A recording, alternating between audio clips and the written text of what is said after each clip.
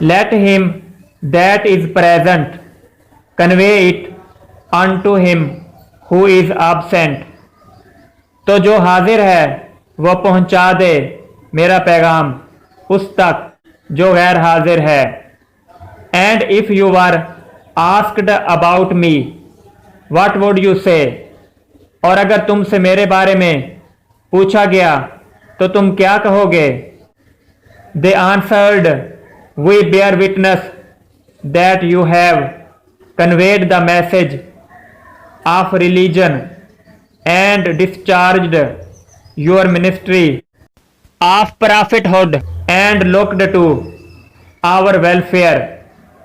उन्होंने जवाब दिया, हम गवाही देते हैं कि आप सल्लल्लाहु अलैहि वसल्लम ने दीन का पैगाम पहुंचा दिया है और नबूवत का हक अदा कर दिया है और हम तक फलाह पहुंचा दी है.